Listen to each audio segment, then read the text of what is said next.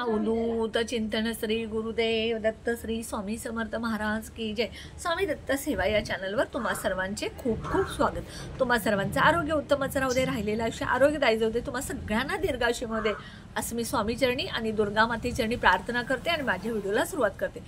दुर्गा सप्तशती पाठ जसं करतो तसं आपण ह्या नवरात्रामध्ये कुंकुमार्जनला दुर्गा सप्तशती पाठाला जितकं महत्त्व आहे तेवढं कन्यापूजनला सुद्धा खूप महत्त्व आहे। ज्या घरामध्ये कन्यापूजन केलं जातं त्या घरामध्ये आयुष्यात कधीच कशाची कमी पडत नाही। लक्ष्मी प्राप्ती, सुख, शांती, आरोग्य हे सगळं मिळत असतं।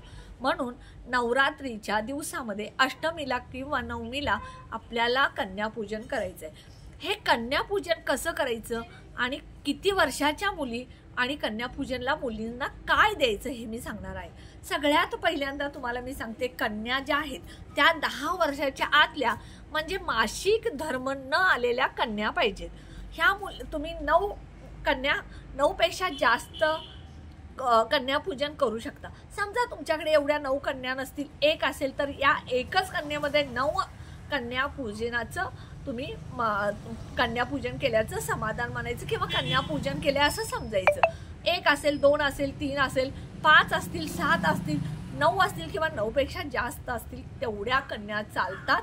फक्त ह्या कन्या ज्या आहेत ह्या 10 वर्षाच्या आतल्या आणि मासिक धर्म न आलेल्या कन्यापूजन करायचं। मग 2 वर्षाच्या, 3 वर्ष, 4 वर्ष, 5 वर्ष, 6 वर्ष अशा जर तुम्हाला मिळाल्या तर खूपच चांगलं। म्हणजे 2 वर्षाची एक, 3 वर्षाची एक, 4 वर्षाची एक, 5 वर्षाची एक, 6 वर्षाची एक, 7 वर्षाची एक, 8 वर्षाची एक आणि 9 वर्षाची एक अशा जरी तुम्हाला कन्या मिळाल्या तर खूप चांगलं। कन्यापूजनाला किती मुली त्याचा काही तुम्ही तसं एकच मुलगी मिळाली आता कसं करायचं असं काही नाही। तुम्हाला 1 मुलगी मिळाली तरी चालेल, 9 मुलगी मिळाली तरी चालेल, 9 मुलींपेक्षा जास्त मुली मिळाल्या तरी चालेल। सगळ्यात पहिल्यांदा हा झाला विषय। दुसरी गोष्ट, कन्या ज्या आहेत त्या कन्यांना सगळ्यांना बसायला तुम्ही चटई टाकायची। त्या चटईवरती सगळ्या कन्यांना ओळीनं बसवायचं। कन्यांचे पाय एका तामणमध्ये सगळे पाय, एक ताट घ्यायचं मोठं ज्यामध्ये कन्यांचे पूर्ण पाय त्या ताटामध्ये येतील अशा पद्धतीनं, आणि त्या ताटामध्ये दोन्ही पाय प्रत्येक कन्येचे घ्यायचे। म्हणजे एका कन्येचे पाय घ्यायचे, ते पाय स्वच्छ धुवायचे, त्यानंतर खाली टॉवेल किंवा बेडशीट घ्यायचं, त्यावरती त्या कन्येचे पाय ठेवायचे, ते पाय स्वच्छ पुसायचे आणि त्या पायाला कुंकून दोन्ही पायांना स्वस्तिक काढायचं। त्यानंतर दुसऱ्या कन्येचे पाय धुवायचे, ते स्वच्छ पुसायचे, त्याला सुद्धा कुंकून स्वस्तिक करायचं। असं प्रत्येक कन्येचे पाय धुवून प्रत्येक कन्येच्या पायावरती, दोन्ही पायावरती कुंकून स्वस्तिक काढायचं। त्यानंतर प्रत्येक कन्येला तुम्ही आरती करायची, औक्षण करायचं, ते तेलाचा दिवा लावायचा आणि औक्षण करायचं।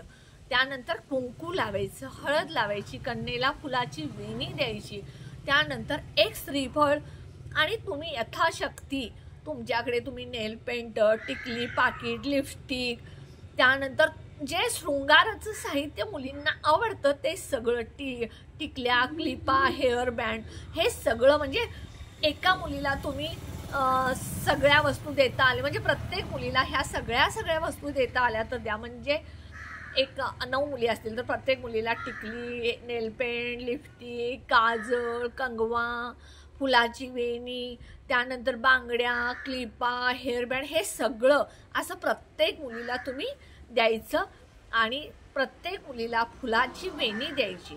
त्यानंतर श्रीफळ द्यायला अजिबात विसरायचं नाही।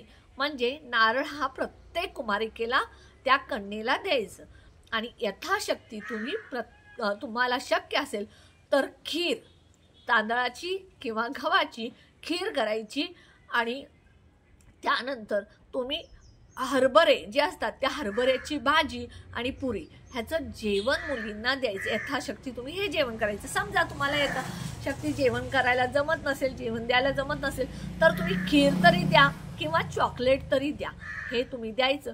प्रत्येक कन्येच्या हातामध्ये तुम्ही चणे जे काबुले असतात ते द्यायचं आणि प्रत्येक कन्येच्या पायावर डोकं टेकून नमस्कार करायचा आणि तिचा आशीर्वाद घ्यायचा।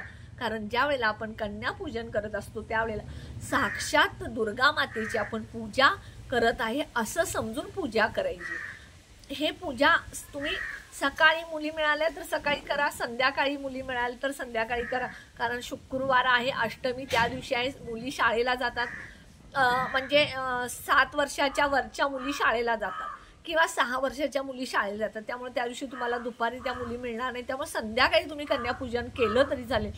पण नवरात्रामध्ये अष्टमीला आणि नवमीला जर तुम्ही कन्यापूजन केलं तर ह्यासारखं तुम्हाला दुसरं सुख किंवा ऐश्वर्य संपत्ती हे मिळणारच नाही। म्हणून नवरात्रीत कन्यापूजन अष्टमीला नवमीला तुम्ही सगळ्यांनी करा। ज्या ज्या गोष्टी तुम्हाला कन्येला देता येतील त्या गोष्टी द्या। तुम्हाला शक्य असेल तर तुम्ही ड्रेस द्या। सगळ्यात महत्त्वाचं चुनरी, छोट्या छोट्या लाल चुनरी मिळतात, त्या चुनरी प्रत्येक कुमारिकेच्या डोक्यावर तुम्ही घालायचं आहे पूजनाच्या वेळी।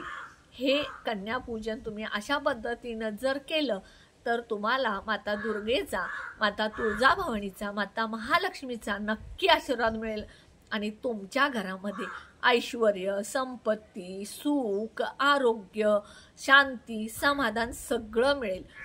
कारण तो माता दुर्गेचा आपण मान सन्मान केलेला असतो, त्यामुळे हे नक्की तुम्ही कन्यापूजन ह्या नवरात्रीत अष्टमीला नवमीला करा। समजा तुमच्या अष्टमीला नवमीला पिरियड येणार असतील तर आत्ता तुम्ही आज उद्या परवा करू शकता, पण कन्यापूजन नक्की करा।